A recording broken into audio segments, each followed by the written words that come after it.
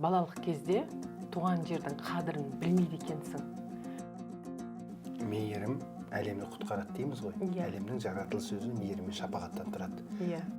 Жалпы өзіңіздің қақ жүрегіңізді қақ жарып шыққан перзенттерден бөлек, сіздің айналаға шоқ жазып жүруіңіздің өзі сол ата әулетінен келген аманат шығар. Білесіз бе, менің әжем сондай болады. Мен әжеме тыртық. Әжем, мысалы қазіргі әжелер немерелерін бөледі. Ана кішкентай немересі, анаған көптеу берейін, ананың жағдайы жоқ, ананың жағдайы бар деген сияқты. Менің әжем еш уақытта бөлген емес. Міне Японияға атом бомбасы түсті ғой. Атом бомбасы түскеннен кейін соның президенті халқының алдында тізерлеп тұрып, сол видео көргенмен бар, сол тізерлеп тұрып, жылап тұрып халқынан кешірім сұраған. Ұлында да түктері көп. Сөйтеді да, ол және түктерінен ұялып қыра бастайды ғой, көрсетпейші. Аяқтарындағы түктерін 14-тегі бала. Содан кейін ана үлкен қызым келді де, ана балам айтты: "Түгіңді алма", деді. "Сен еркексің. Еркек түк болып жүру керек."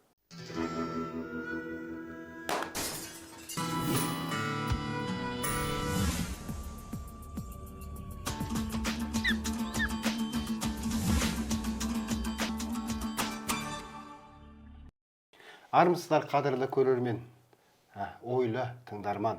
Бүгін қазақ әлемі сыр сұхбат алаңының кезекті сүбелі сұхбат өздеріңізге қарай жол тартады.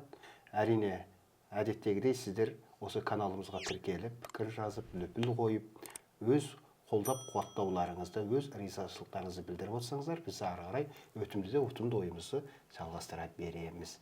Ендеше құрмет орденінің иегері, театр және кино актрисасы, менің аяулы әпкем Гүлшат Тұтова. Қош келдіңіз, әпке. Қош келдік. Көңіл күйіңіз қалай? Ой, көңіл күй күшті. Не жаңалық болып жатыр? Жаңалық жаңа Қазақстан болып жатыр деп.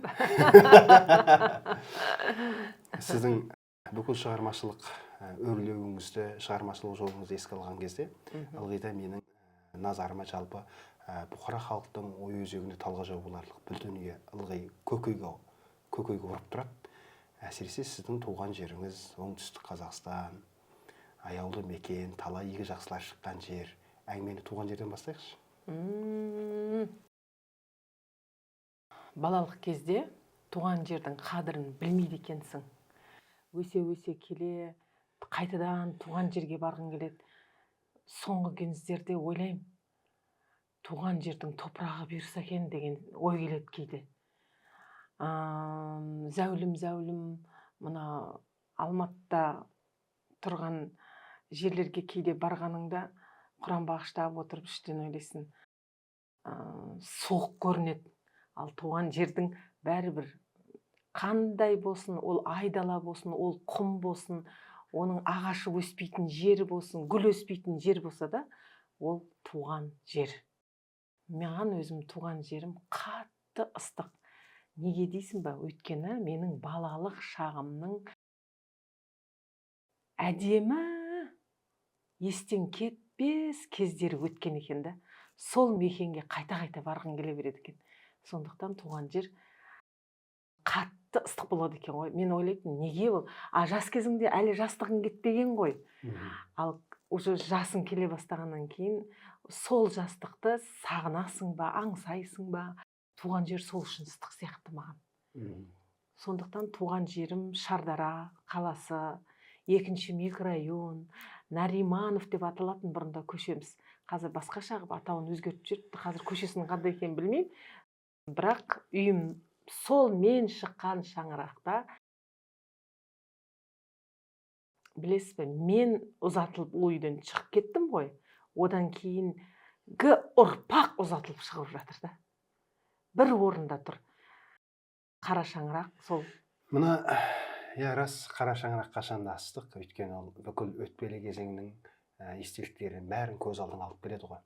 Сіздің болмысыңызға қарасам, бір үйдің ерке тотайы, әлпеште өсірген қызы, жылы алақаны, бүкіл анаңыздың өзі қазір көзі тұр ғой, үлкен шешеміз. Әр уақыт сайын барып тұрасыз. Енді сол арман қуып Алматыға келген кездегі бала Күлшетті Тубаның санасын не тербетті екен? Көңілін не қозғады екен? Бұл көңілге тозақ қонбасын. Бұл жерге келген кезде көңілің жұмақта жүреді ғой.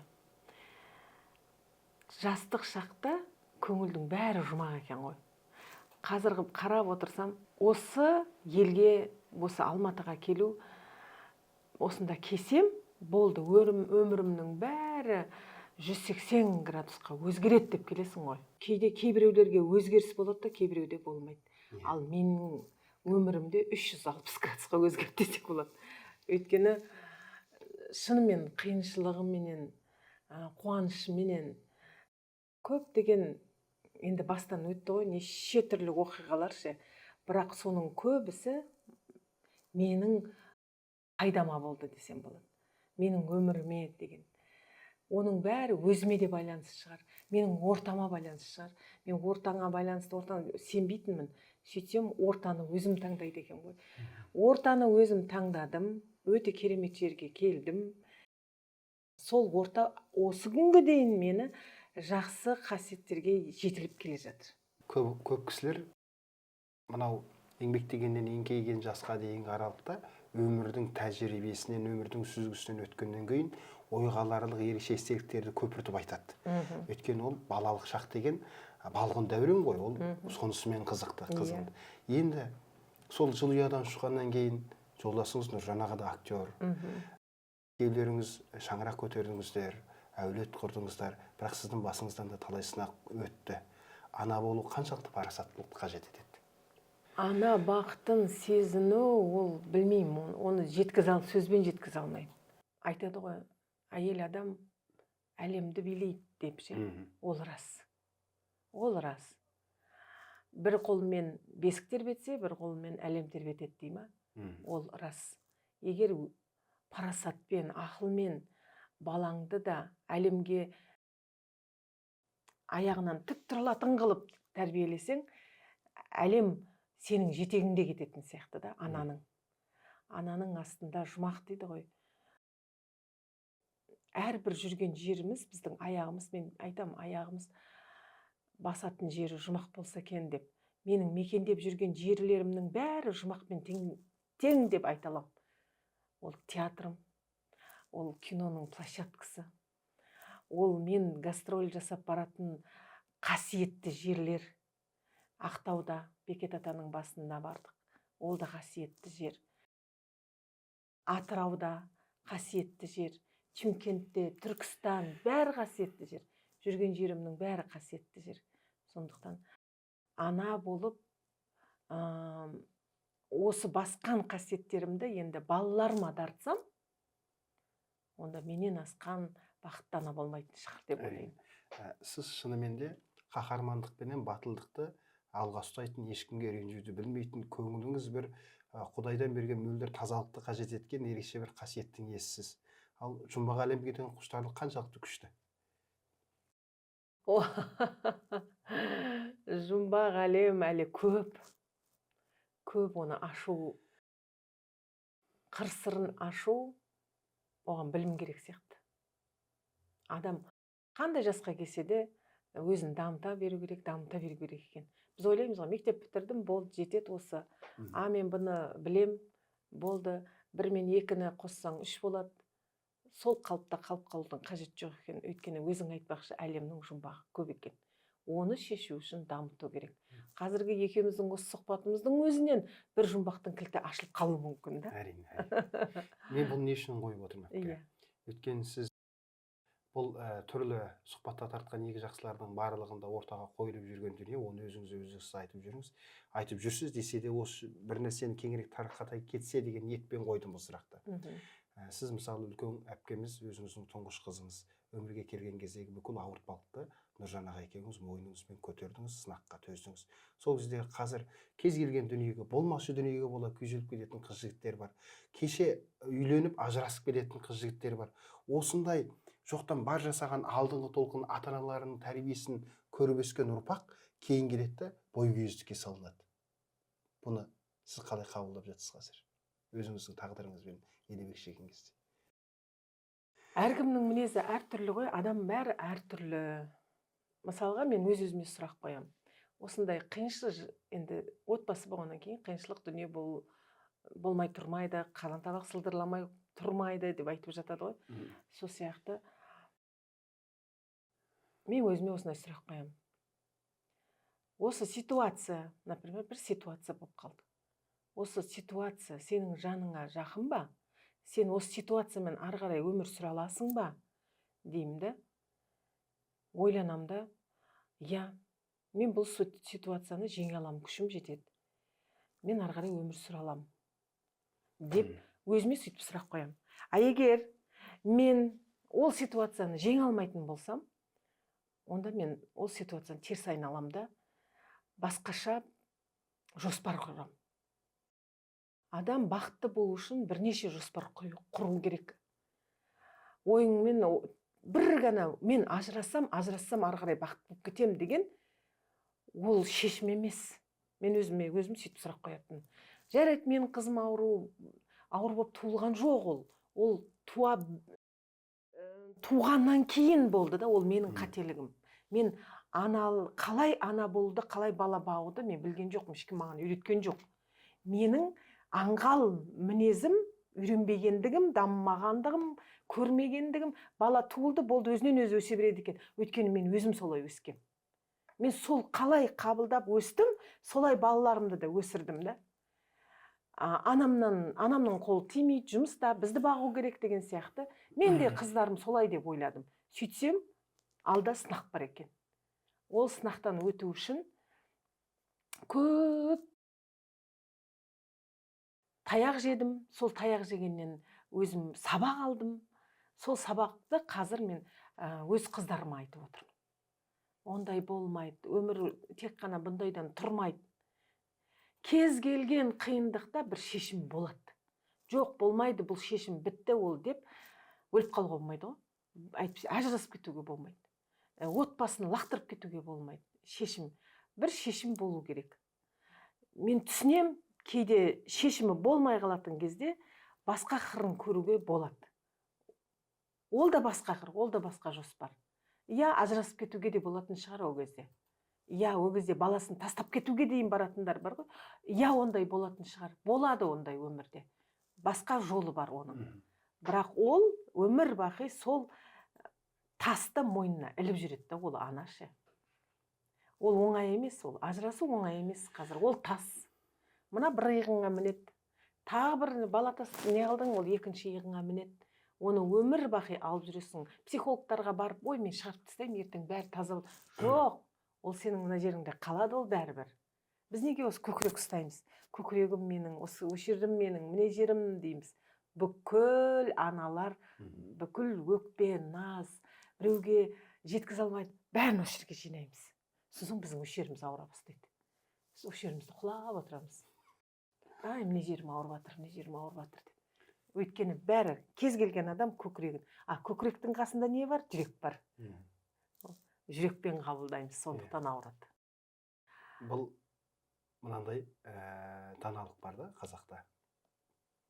Әке асқар тау, ана мөлдір бұлақ, бала жасына құрақ дейді. Бірақ кеше ғана қалаға келіп, бүгін ауылды менсітпейтін, ауылдағы ата-анасына хабар бермейтін, ауылдағы ата-анасын үзінді кезінде кейде телефонын алмайтын жастарды көргенде менің жаным қынжылады. Ондай жастар қазір қауырт көп емес, азайған жоқ. Десе де, Ләпке, сіз қалаға келдіңіз. Тұңғышбай Жаманқұловтың классына қабылдандыңыз.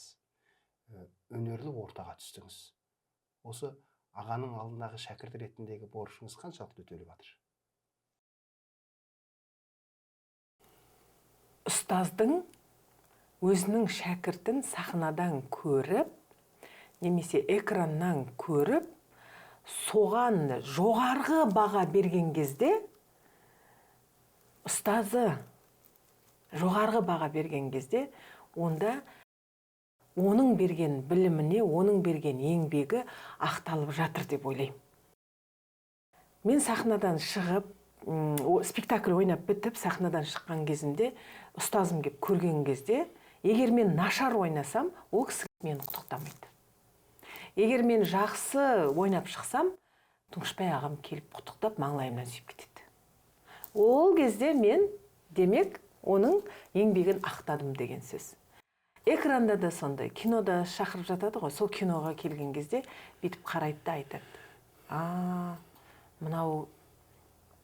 Мына фильмде мына рөлің өте тамаша екен деп қолыңды алып рахметін айтты. Бір ғана екі киноны алып айтайық. Біздің бала кезімізде жата жасана көріп өскен жетімдер фильміндегі сіздің ана кейпіндегі образыңыз не болмаса Біржан Салдағы Біржан Салдың бәйбішесінің образы. Иә.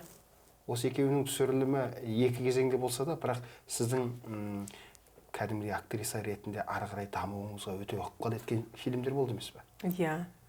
Айтайын ба, ол жетімдер киносын мысалға менің ағай, Тұңғышбай ағай қабылдаған жоқ. Қабылдаған жоқ. Не профессиональный фильм деп. Ал Біржан Салды қабылдады. Мына профессиональный фильм деп. Ол кісінің үйтіп қабылдаған себебі өйткені бүкіл оқыған профессионал актерлар Біржан Салды қатты қабылдады. Ал қарапайым халық Біржан Салды қабылдамады да жетімдер киносын қабылдады. Мен бір жылда 2 аудиторияны қамтыдым. Мен бағыма келді сондай ше, ол әдіске келу керек ондай. Жетімдерде бірінші жетімдерге түстім, артынша бір жылдан кейін Біржан Салға түстім. Екеуі мынадан жетімдермен танылып жатсам, Біржан Салдан бүкіл профессионал актерлардың, қазақ фильмдегі актерлардың мен танымал болдым. Егер бір фильмде өте жақсы ойнап, өзіңнің профессионал екеніңді дәлелдеп бір қойып қоймасаң, онда сен 70-ке келсең де сені танымайды. Сол профессионал, сол қазақ фильмде, театрда, басқа театрда, Қазақстан театрларында ойнап жүрген актерлар сенің кім екеніңді білмейді. Тек қана осы кинодан ғана бір түскен жақсы шыққан рөліңді ғана бағалап сені тани бастайды. Әуезов театрында Гүлшат деген актриса бар. Ана Біржан Салда ойнап еді ғой дейді. Ал қарапайым халық базарға барсаң, сіз жетімдердегі сандуғаш емессіз бе деп құшақтайыншы сізді деп құшақтайды. Осы күнге дейін мысалға 15 жыл, 16 жыл өтті ма? Осы күнге дейін мен 100 шақты фильмге түскен шығармын, бірақ сол жетімдер туралы айтады. Жетімдер туралы айтады, келеді да құшақтайды мені.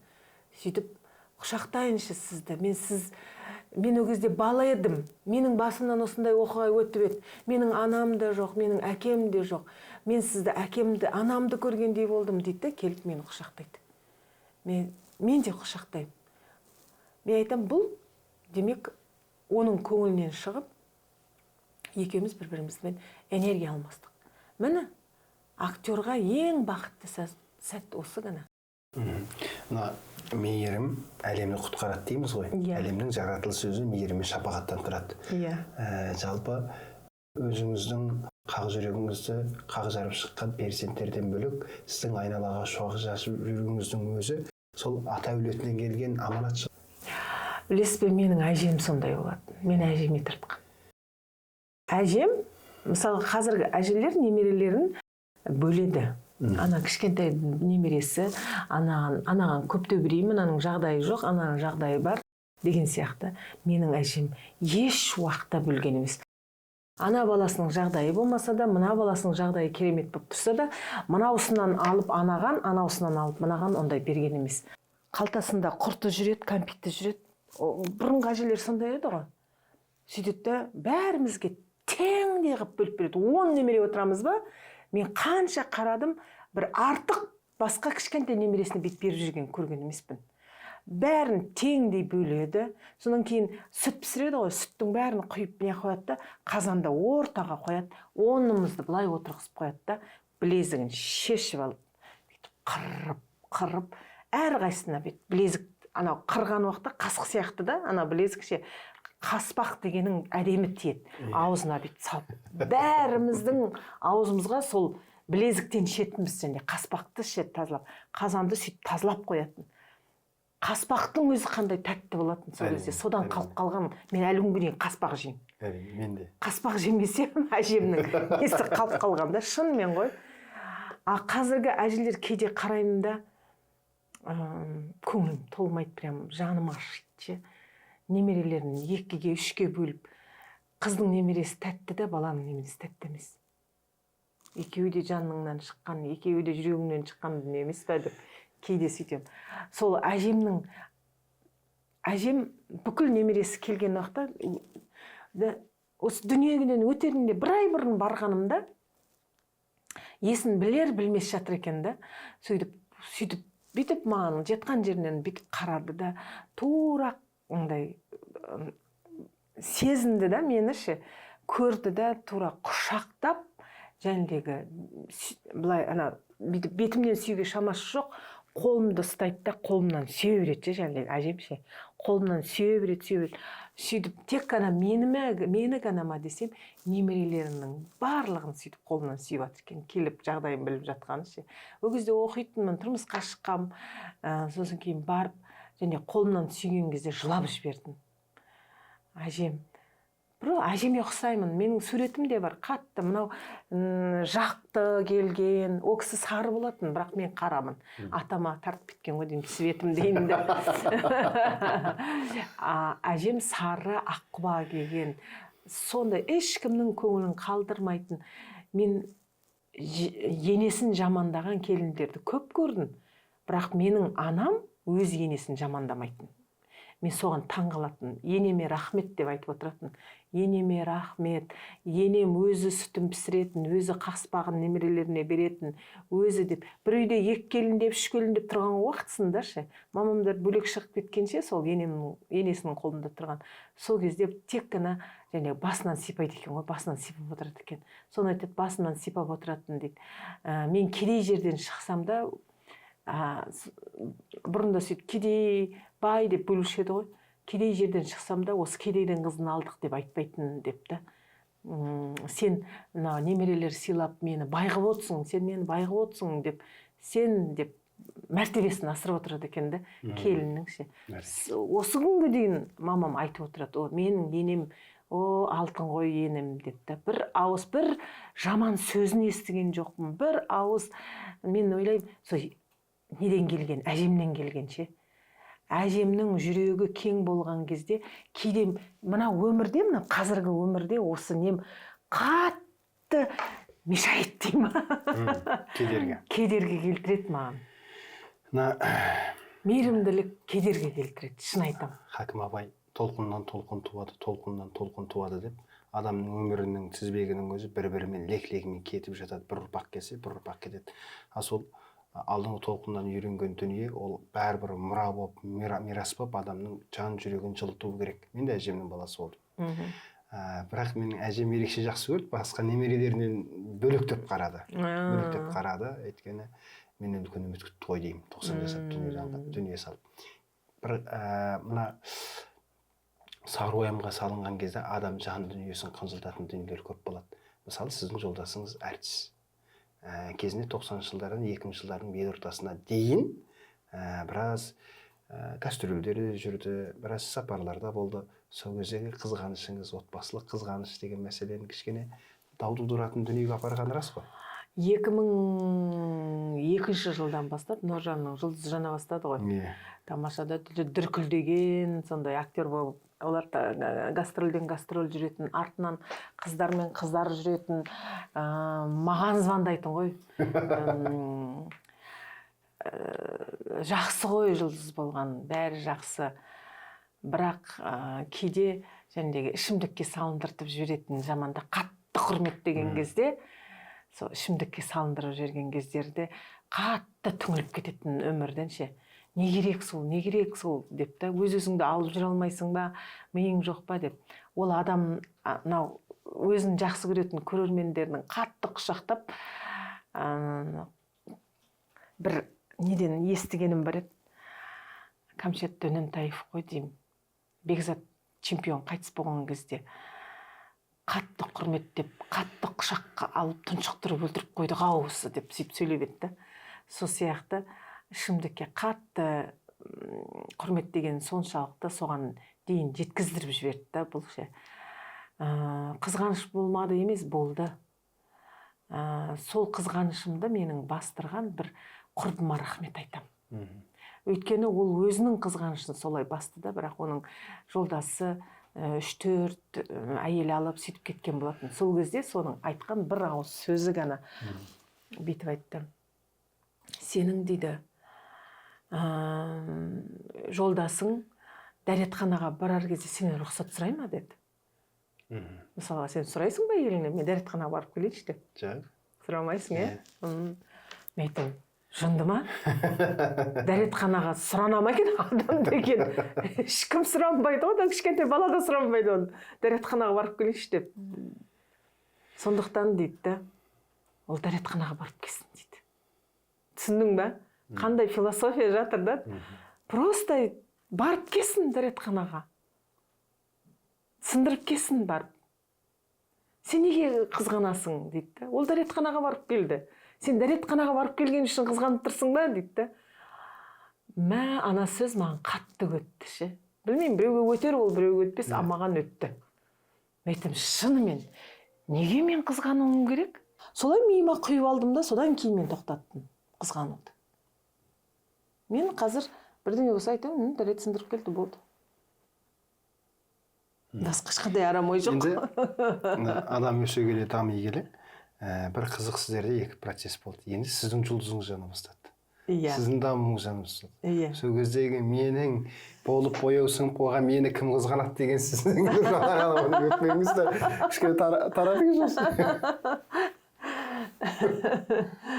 Кейде қазір мен 40-тан асқаннан кейін Нұржан қызғана бастады. Мен отырып жыладым.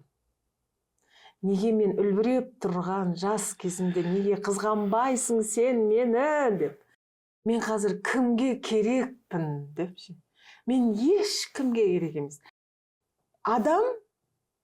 Адамға негізі керек емес, ешкімге керек емес. Адамға керек, бірдеңесі керек болған кезде ғана керек. Вот шынымен балаға сен тамақ беріп, оны өсіріп, аяғынан тұрғызып жіберу үшін ана болып керексің. Ертең ол жолдас ол өз жолдасын таба ма, болды. Ата-ана ешкім керек емес, болды. Ол заңдылық ол.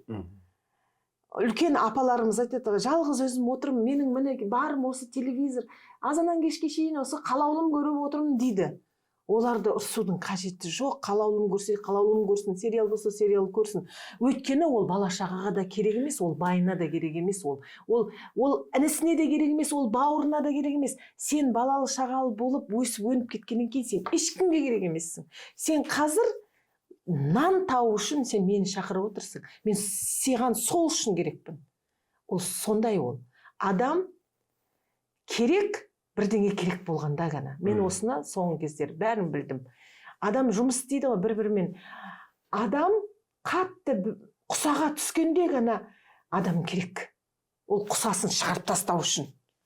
Егер сенің көңіл күйің керемет болып тұрғанда, саған адам керек емес. Сен көңіл күйің күшті ғой, керемет қой. Саған не керек, ана адам не керек? Мен не керекпін саған? Көрдің бе қандай ше? Мен соны түсіндіргім келді, мен керек емеспін. Сен қазір керек қылып отқанға мен қуанып тұрмын деймін да. Мен жылап тұрмын, что мен кәртейгенде, мен жас кезімде менің жастығымды біреу көргісі келетін еді. Ал кәртейген адам ешкімге керек емес. Шын айтам. Қазір 80-дегі апаның қасына барып отыру саған керек пе? Саған керек емес. Сен оған ішің пысады, сенің энергияң бөлек. Ол кісінің энергиясы бөлек. Екеуің энергияларың қабыспайды. Оған әңгімелесу де бөлек, ол кісінің әңгімесі бөлек. Ол әңгіме айтып отырған сен ұйықтап отыру мүмкін. Бүгін ғана ойладым осы нәрсені ше. Керек деген нәрсені. Мен Аллаға керек екенмін дедім. Не үшін мен Аллаға керекпін? Алла мені алып келді ғой осы дүниеге. Сен маған керексің деп. Демек мен Аллаға керекпін. Демек мен осы миссиям бар бір Аллаға деген. Мен сол үшін келдім. Сондықтан қызғану да жақсы, кейде приятно дейді ғой. Иә. Кейде мені жақсы көреді екен ғой, қызғанудың астында да мені жақсы көреді екен ғой, мені қимайды екен ғой, мені бағалайды екен ғой деген ұғым да келеді. Иә, келеді. Қартайған кезде ешкім саған сені керек қылмайтын кезде қызғанған, ол бөлек. Иә. Ол нәрсе бөлек. Мына Біржан Салдағы бағана Біржан бабамыздың бәйбішесін ойнаған кезде сіздің жалпы сізге берілген диалогта мынандай бір сөз бар. Кеудеңді ешкімге бастырма, Біржан. Сен де алты алаштың абыройын тұтқан азаматсың деген секілді. Осындай өлім халінде жатса да өзінің азаматының абыройын тіктей білетін әйелдер қазір қаншалықты біздің арамызда? Аз ба, көп пе? Көп. Ондай әйелдер бар. Ері үшін жанын беріп жүрген әйелдер өте көп. Өте көп. Оны ері үшін жанын пида еткен әйелдер көрген мен. Осы ерім жақсы болсыншы, осыған жаман ат келмесінші деп ше, өзін өлімге қиғандарды көргем. Өзінің, мысалға, бір мүшесін бергендерін көргем. Ері үшін ше, ол ауызбен айта салу оңай, ол мен де айта, сол Біржан Салда может мен ауызбен айта салған шығармын ше. Бір азаматтың басы жерге тиіп жатқанда бір қатынның өлімі садаға деген сияқты ше. Ондай әйелдер өте көп. Олар жарыққа шықпайды да, тек қана ол нәрсе ше, жарыққа шықпайды. Ал жарыққа шығатын, шығарып көрсететін ол біз әртістер. Міне, осындай әйелдер бар, осындай образ бар. Кез келген біздің театрда істеп жүрген образдар ол өмірде бар ол. Ой, бұндай жоқ қой, бұндай данышпан деген, бұндай парасат деген қайда жатыр? Ол бар. Ол бар болғаннан кейін шығып тұр. Ол халық қабылдап жатыр оны ше. Содан кейін ол бар. Мысалға сен де өмірге келдің ғой, сен де парасатты, данышпан, осындай тіл байлығың керемет, төгіліп сөйлеп отырсың да. Бар ғой ондай. Мысалға сол Біржан Салды жазған Таласбек аға. Иә. Қандай болды ғой ол кісі. Мен жеткізе алмаймын ол кісінің Біржан Салды жазған әрбір сөзін. Енді бұл сұмдық енді. Ол мәңгі бақи, мына сценарий менде бар. Мен оны өзіме естелік ретінде алып қойдым. Ананы сценарийді оқыған сайын бүкіл дүние алдыма келеді, көз алдыма келеді. Не деген сөздер анау? Не деген? Қазақтың бүкіл рухани әлеуетінің негізі тілінде. Ал тіл, оның жанымен тікелей үндесіп жатқан дүние. Осы дүниелер, осы үндестіктердің барлығын, осы заңдылықтардың барлығын бұзып алмай бүгінгі жеткізген біздің дәулескер күйшілер, жазушылар, өнер майталмандары сахнада жүрген. Осыны қазір біз сұйылтып алған жоқпыз ба? Сұйылтып алдық. Оймен. Мен ойлаймын, оймен. Заман сұйылып кетті. Сондықтан қалай бізге желі кірді, интернет желісі кірді, солай біз сұйыла бастадық. Өйткені біз батыстың сұйылып кеткен адамгершілігі аз дүниелерін тез қабылдап алып қойдық. Содан кейін біз әркім өзінің дәстүрін, әркім өзінің салтын, әр ұлт сақтаса, онда осы баяғыдан біздің келе жатқан дүниеміз сақталып қалатын еді. Ал біз еліктеп кеттік қой. Қазір көп қой. Совет үкіметі кезінде ескінің қалдығы деп әсіресе атын атап түсін түстеген кейбір дүниелердің барлығы міндетті түрде қасақана тізімдіктен алынып тастады. Және ол халықтың өмірінен де алынып тастады. Осы ескінің халқын қайта жандандыру бұл біздің табиғатымыз емес пе? Ол табиғатты сіз кинода қалай көрсеттіңіз, театрда қалай көрсеттіңіз? Көрсетіп жүрміз. Көрсетіп жүрміз. Оны қабылдайтын адам қабылдайды. Әлі күнге дейін міне қазақ, міне салт дәстүр, міне жаңғыртып жатырмыз деген қазір сөздер шығып жатыр ғой. Жаңғыртамыз, біз жасаймыз деп кимешек киіп қазір аналарымыз жүр. Біз боламыз, біз анамыз депті. Ал мен батырмын, мен батыр болам. Бізде тек қана мына жігіттер жағынан күрестіріп, төбелестіріп, барыс, жігіттер барысы ма, сондай ғана қазір кішкене дамып келе жатыр да, жігіттерге көбінесе намысына тиетін. Көбісі Мекке Мәдинаға апарып, арабтардың салтын дәріптеп кеткен сияқты да мағанша. Жоқ, бізді мұсылманбыз бізде. Бізде Құнанбай да барған Меккеге. Бірақ ол өзінің қазақшылығын, қазақтық мінез дінін ұмытқан жоқ қой ол. Солай нағып алып келмейді деп ойлаймын да. Біздің бір қызығы, біздің ғұламалардың қай өңірдегі мемлекеттің бір жерін шұқытпасаң, қазақтың тарихы сайрап жатады. Иә. Мысалы, мына Көкүлташтың өзі негізі қазақ болған екен. Негізі түрік нәсілінен. Яғни осындай ұлан ғайыр далада жер-жердегі шоңғырланған ұлт пен ұлысты ұйыстырған біздің зиялылар, біздің оқығандар қазір дәріптелу үстіне дәріптесе де, бірақ бір дүниеден кемшіл түсіп жатқан секілді. Иә. Соны мемлекет болып қолға алу керек па? Сіздер секілді өнер майталмандары қаузау керек па? Өнер майталмандары түк істей алмайды, егер мемлекет қолға алмаса.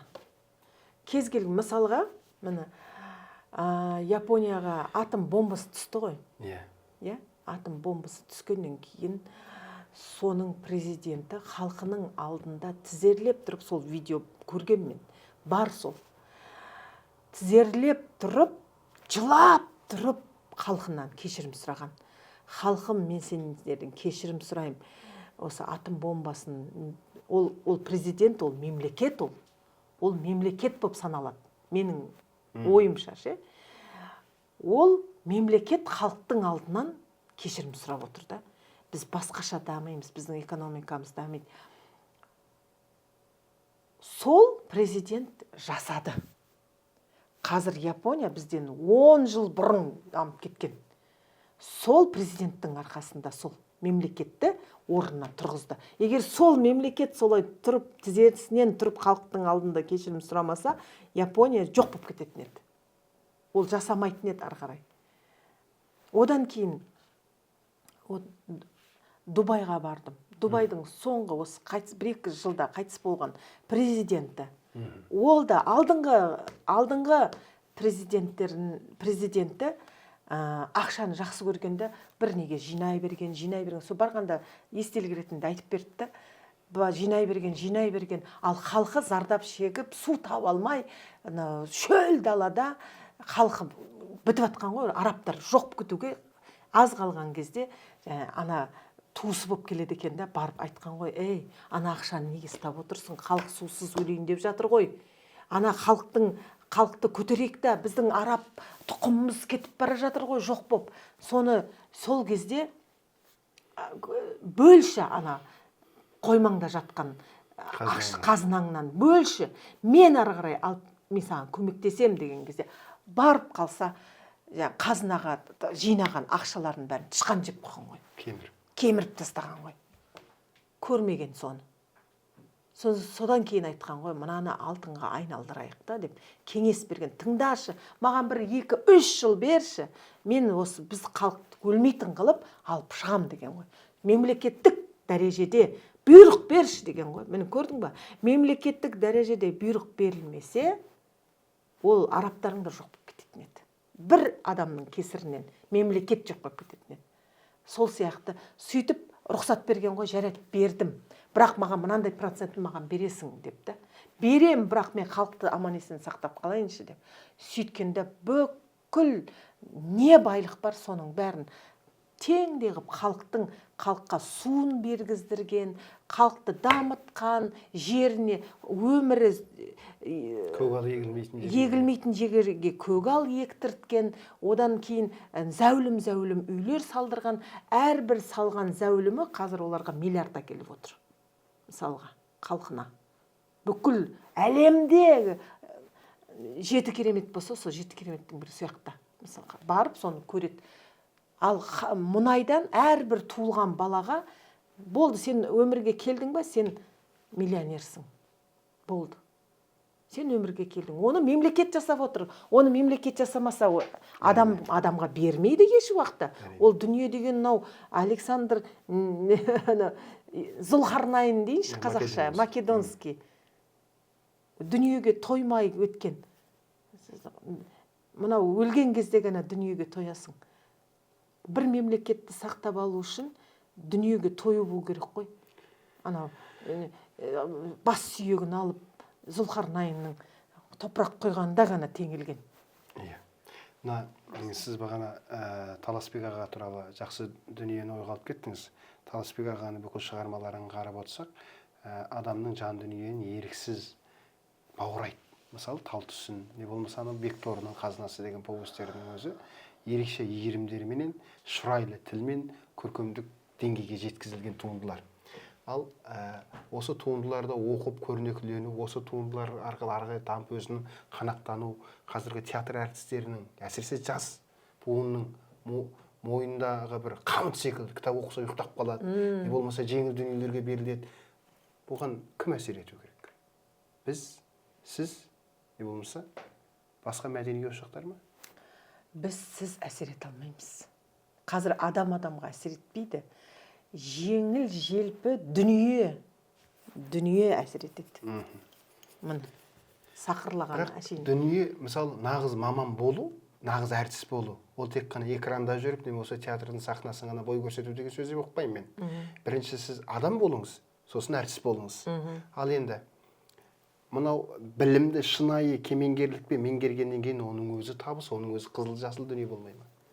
Сізді мысалға келтірейін. Атабаевтың өткенде бір сұхбатын көріп қалып едім, сол кезде айтады да, жақсы адам ғана әртіс болмайды. Иә. Жаман адам да әртіс деп. Иә. Көрдің ба? Жаман адам да әртіс. Бұл жерде бір ғана мені алып, мен дегенің, мен осынаға ұрттап жатыр, мен осыны жасап жатыр. Менен дым да шықпайды. Айтып жатырмын ғой. Егер мынау заман, мынау билік, мынау мемлекет әсер етпей, например, мысалға, жол ережесі. Егер мемлекет сол жол ережесін нақтылап, осынау сергектерді орнатпаса, мен 120-мен жүремін, 60-пен жүретін жерде. Бұзам ба? Ережені? Бұзылам. Міне бұзылам. Сондықтан кез келген дүниеге ереже қою керек. Ережесіз болмайды.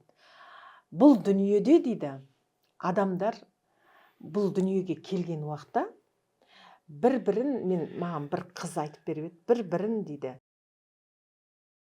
өлтіруге дейін апарды ғой дейді да. Ол өзінен өзі өліп қалған жоқ дейді. Бірінші өлген адам Абыл мен Қабыл Абылды өлтірді дейді.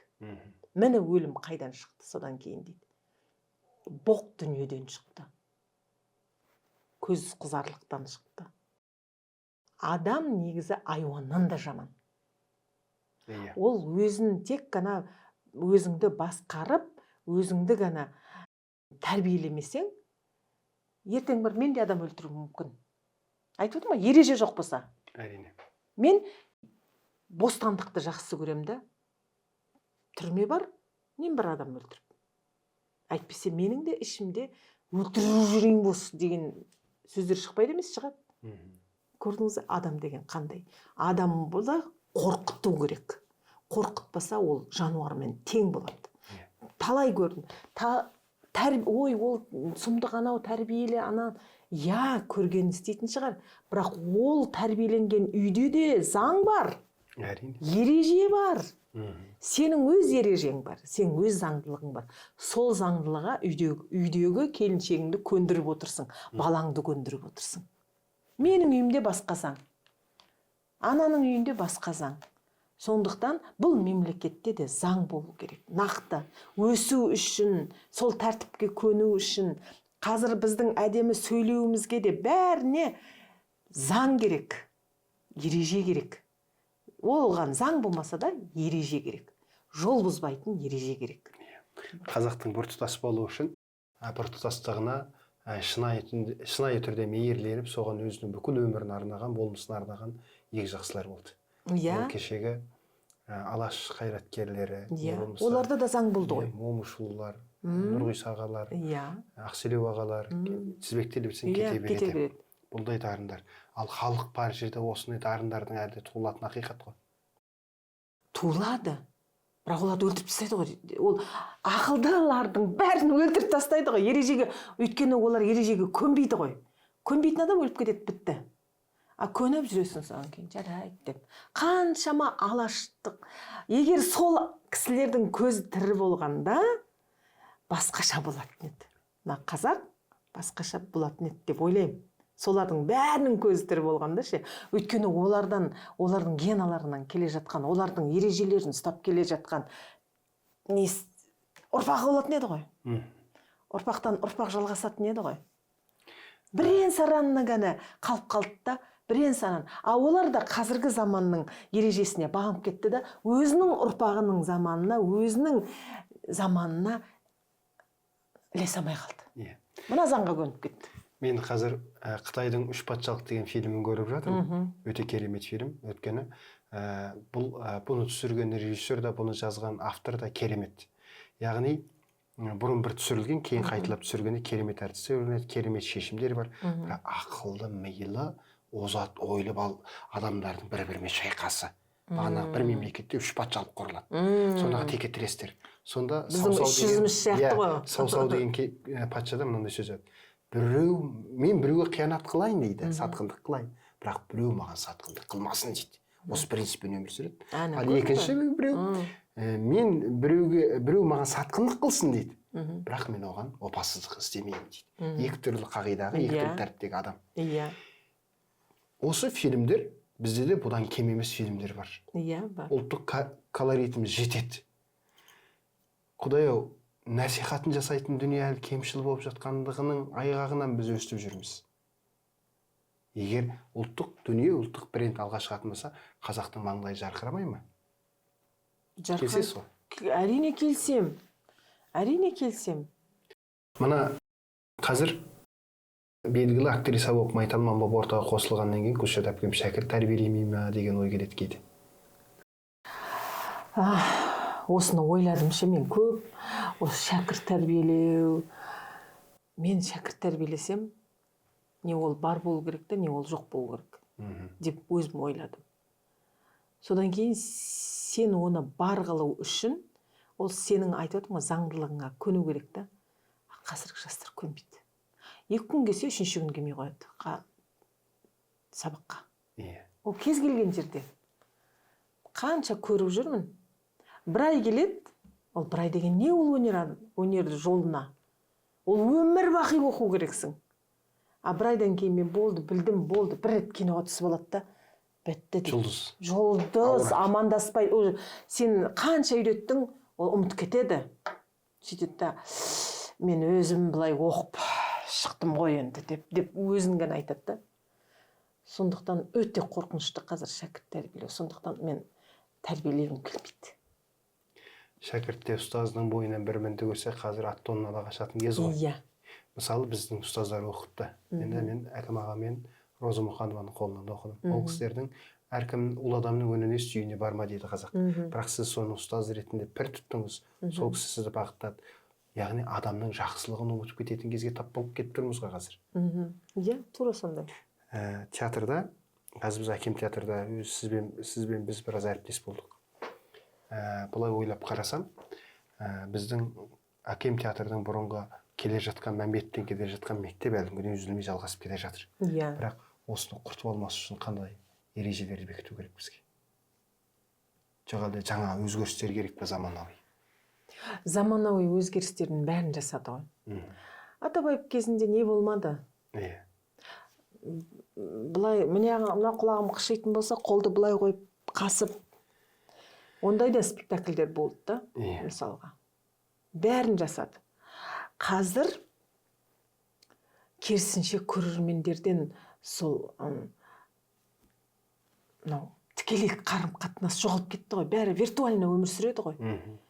Олар сахнадан жылулықты іздейтін сияқты да.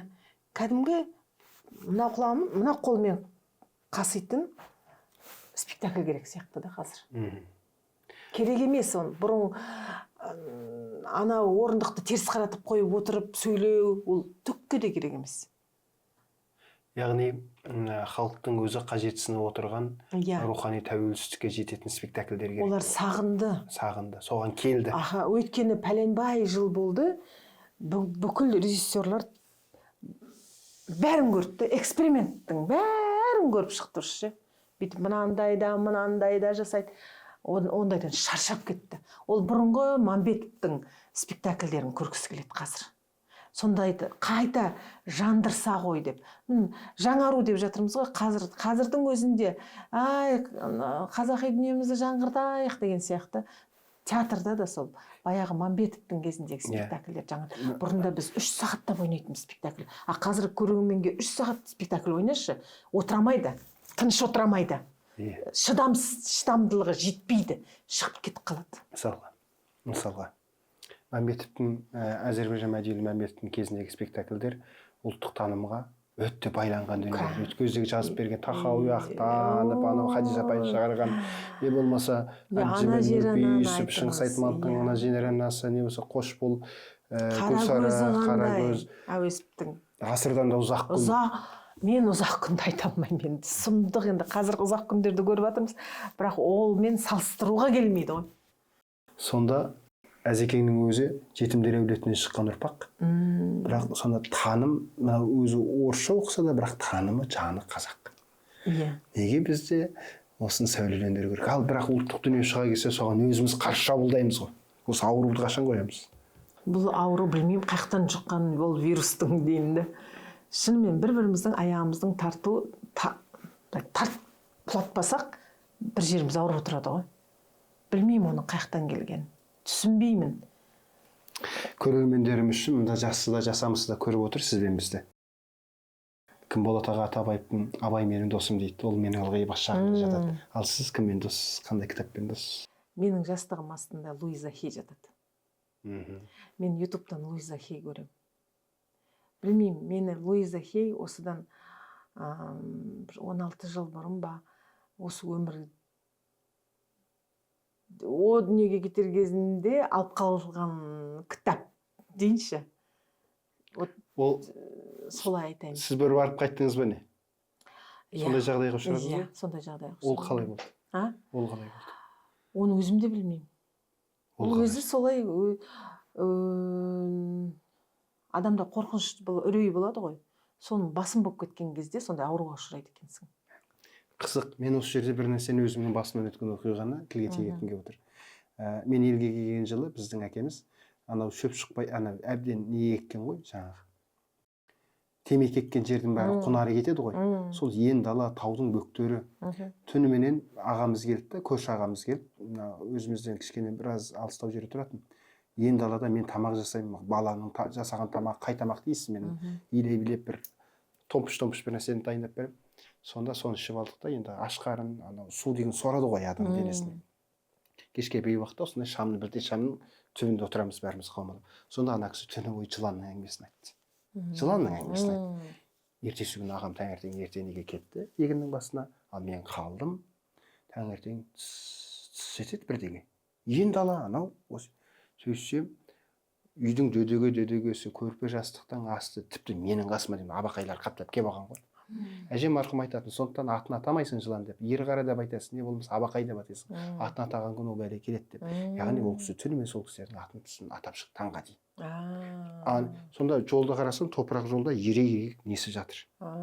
Сонда қызығы, сол күні, сол үшесі ордалы жыланның несі бар екен, орны бар екен біздің үйдің қасында. Кейін кеткеннен кейін мен бір ғажайып түс көрдім. Осы өлі мен тірінің арасына байланысты. Бір ғажайып болды. Содан кейін менің өмірім 98% өзгерді. Яғни бұл не үшін айтып отырмын әңгіме барысында? Негізі мен сұхбат алу үшін ғой сізден. Жұмбақ әлемге деген, жұмбақ дүние Тәңірінің жаратқан белгісіне мойынсұнса адамдар қателеспейді дегенім ғой. Енді сөзім тоқетер түйіні. Гүл әпке, сіз қаншалықты досқа адал, дұшпанға қаталсыз? Мен кек аламайды екем. Дұшпаннан бастайықшы. Мен кек аламайды екем. Болды, бірақ мен теріс айналып, дұшпанымнан теріс айналып кетеді екем да. Сөйтеді екем да. Дұшпан дейтін дұшпан емес, ол көзге қызарлық. Дұшпан деген нәрсе ол басқа дүние ғой. Көзге қызарлық, артынан әңгіме, көп сен туралы жаман көп әңгіме айтқан адамнан қашу ғой. Былай айтқанда. Біз сол өзіңнің сені жамандаған адамды дұшпан ретінде көріп аламыз. Дұшпан деген ол өте одан да мықты дүние деп ойлаймын енді. дұшпан емес бұл, жай сені қаралаған адам деп сөйлейікші. Сені қаралаған адамнан мен теріс айналып кетеді екем, одан кек алмайды екем, сен мен неге қараладың деп бетіне барып айта алмайды екем. Оным да дұрыс екен. Сол кезде маған парасат, мейірім сол кезде келеді екен. Мен танығалы бері Күлшат Тұтова деген болмысты, жаратылысты өте пысық. Бәріне үлгереді. Қайда барсақ та. Әсем ән мен тәтті күй. Сіздің энергетикаңыздың өзі солай. Осы өріс қайдан келген өріс? Мен әкем сондай еді.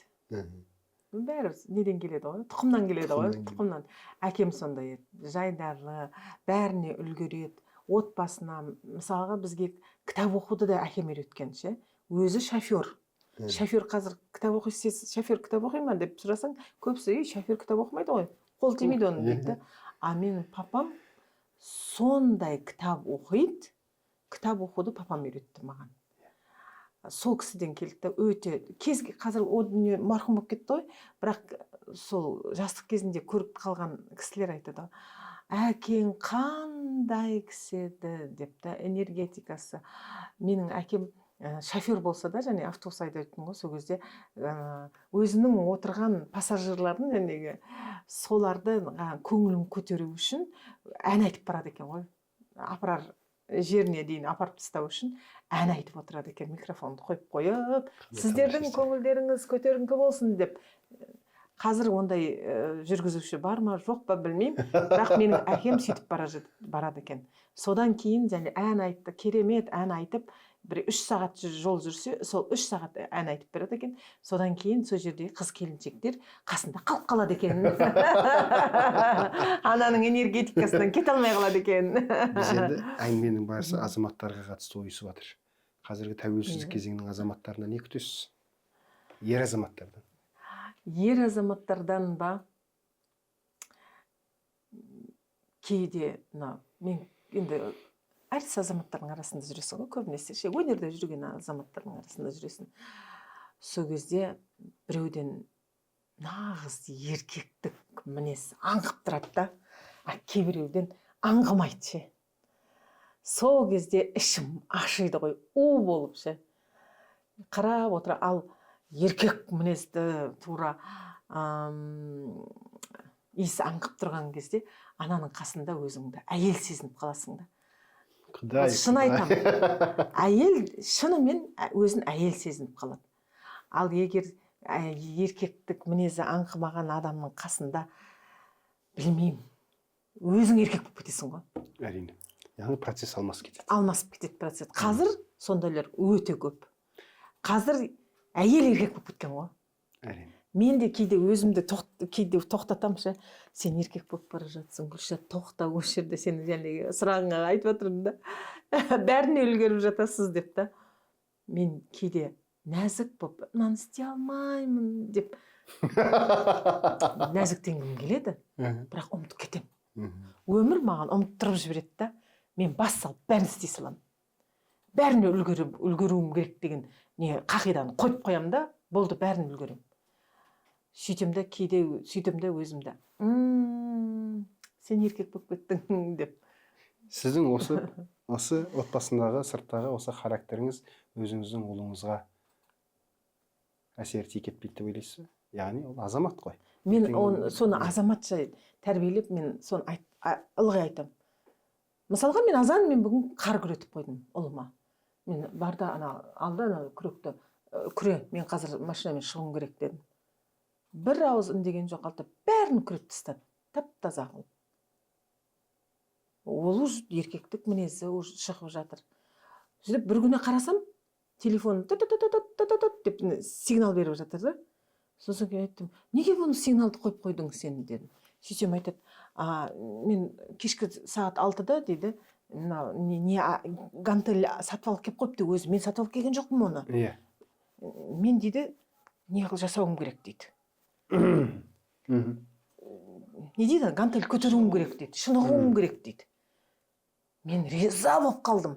Мен оны үйреткен жоқпын, шынығу керек деген нәрсені ше. Бірақ мен оған ютубтан не көрсеттім.